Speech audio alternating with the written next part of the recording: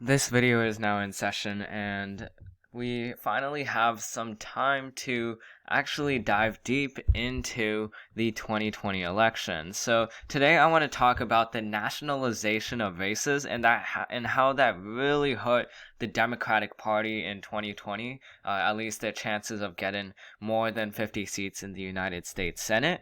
And then how that also hurted Republicans in some cases, and then how not to do that again in 2022.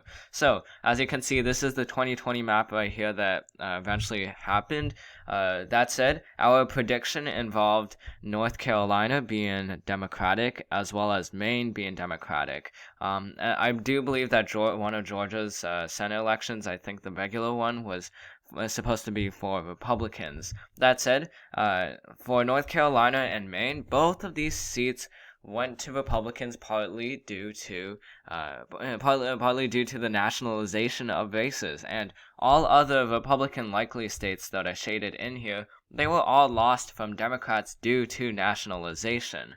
So I'll just bring up some specific ones, but a lot of times, more rural states like Maine do not like it when parties try to nationalize a race and get their party to donate millions upon millions of dollars into a state in order to overthrow a nationally unpopular candidate. So, for Maine, the Democrats, as you see the title here from the New York Times, the Democrats went all out against Susan Collins, and they wanted her out because of the 2018 vote she had against, or the 2018 vote she had affirming Judge Kavanaugh into the Supreme Court. And as a result, Democrats poured millions of dollars, but a lot of it wasn't from money inside of Maine. It was primarily money from other states, from the entire United States, and most notably California as well as New York. These two states poured a lot of money over to the Maine race in order to make sure that Sarah Gideon, who was the challenger to Susan Collins, who is the incumbent, so that she would not be able to win another term, because she has been serving in the Senate for a very long time. That said, even though $180 million was spent, 2020 showed how money does not always mean that you're going to win. This was seen with Michael Bloomberg, how even with money, he was not able to win the Democratic primary, and in fact, he only won in one contest, that being in American Samoa. And the same thing applies to Maine. Even if you have more money, it most importantly depends where you get that money from. If you get that money from your state as well as surrounding states, then you're in a pretty good position. But just because you've gotten a lot of money from states like New York or California, that doesn't mean that you're always going to win. And that could actually backfire like it did with Sarah Gideon. Because there are a lot of people who are just tired of the constant television advertisements that occurred in Maine. They were tired of the calls that they kept on receiving from Democratic operatives to vote for not Susan Collins, to vote for Sarah Gideon. And eventually that backfired to them, because a lot of them who were interested in voting for Sarah Gideon and not voting for another term of Susan Collins, eventually voted for Senator Collins because of how disingenuous the Democrats was seen in Maine because of the constant call-in. Just take a look at the optics.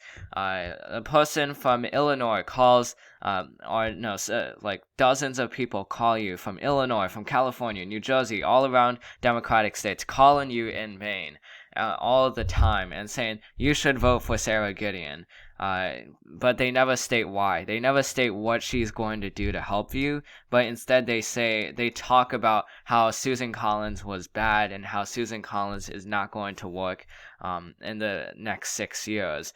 The problem is, it's always better for you, first of all, to campaign for your candidate, not to campaign against your opponent, because if you campaign against your opponent, you're putting it on your opponent's term, and that person could could deflect that by simply saying that he or they were doing their jobs in the past 6 years, even if it might have not been liked by some of his or their constituents. So that's the first problem Democrats had. The second problem was the constant calling just made it seem like the Democrats were trying to get Susan Collins out for the sake of getting her out. There was really not much discussion as to how or why Sarah Gideon was the right person for the Maine Senate. So as a result, Susan Collins won Maine by likely margins. Likely margins. We did not even predict that at all, and that is one of the pitfalls of our prediction. We did not account as much or we did not weigh as high the experiences or the actual thoughts of voters in Maine, and we relied too much on the polling system, thinking that it would be right, especially with Maine's 2nd District being incredibly wrong in 2016. So obviously we're going to change that in 2022, but it shows how it just shows how much the Democrats screwed up with nationalization of races. The same thing happened in North Carolina. Even though North Carolina is widely accepted as a swing state, many North Carolinians, especially suburban individuals, did not like that all the attention was focused on getting Tom Tillis out the Senate rather than talking about policies. And this extends to the presidential election as well. When 2020, the North Carolina Democratic Party talked about how Trump destroyed America, and that you can't elect him for another 4 years, instead of talking about the actual policies, instead of talking about infrastructure, COVID relief, and what Biden can actually do in the next 4 years to help North Carolinians, both Republicans and Democrats alike. So that's another place where Democrats lost a potential seat at. Now, obviously, the Sexton scandal of Cal Cunningham did play a part in Tom Tillis winning. That said, it was also nationalization of the races that contributed to such a loss in the for the Democratic Party in North Carolina. Several more races. South Carolina.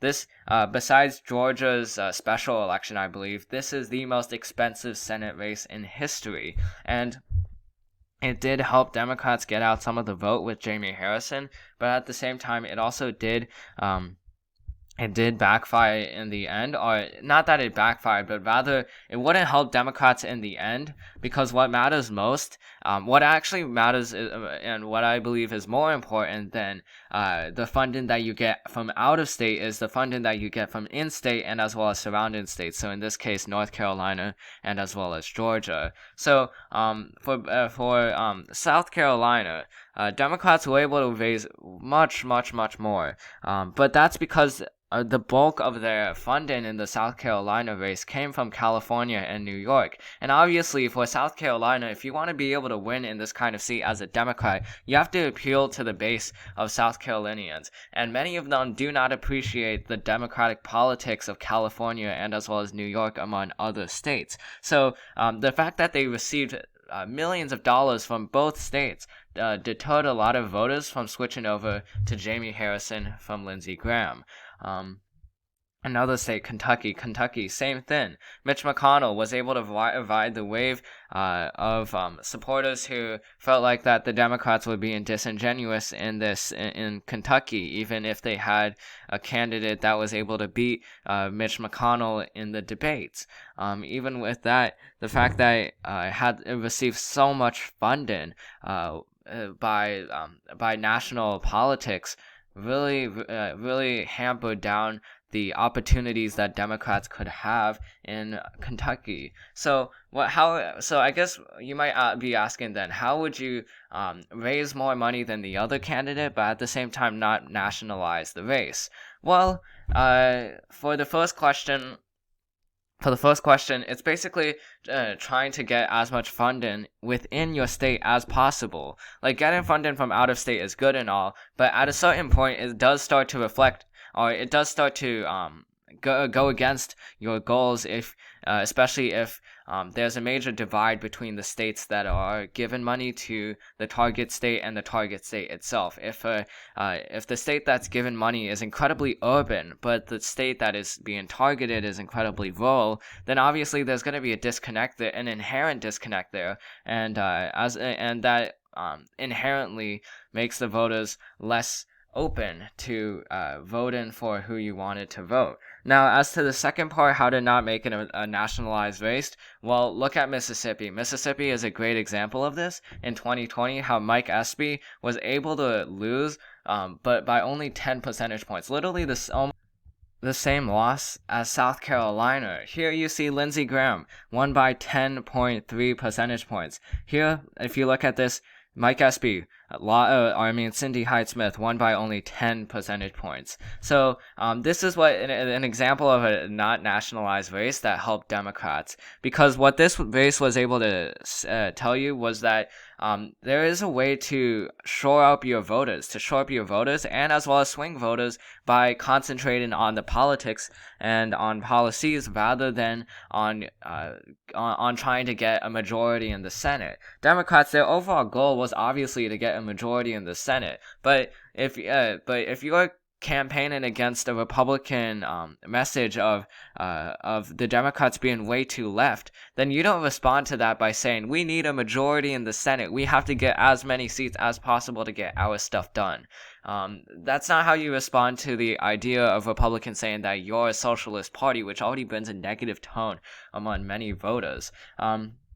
And then I just want to end off, I guess, with what to do in 2022. States that should not be nationalized by both the Democratic Party nor the Republican Party. So as you can see, the light yellow states are the the Senate seats that were up in 2020 that should not have been nationalized. And then in 2022, you have the dark yellow states that should not be nationalized in 2022. So among these are Missouri, Iowa, Wisconsin, Ohio, and as well as Alaska. Alaska, this is mainly to the Republican Party because the Democrats are definitely not going to try to go against Lisa Murkowski. But for Donald Trump, if he does nationalize this race, it will deter Alaska voters even more and go for Lisa Murkowski. It's already working against Republicans of them trying to campaign heavily in this state. And then you also have Iowa and Missouri. Both of these states, a lot of agricultural workers, but a lot of rural voters as well.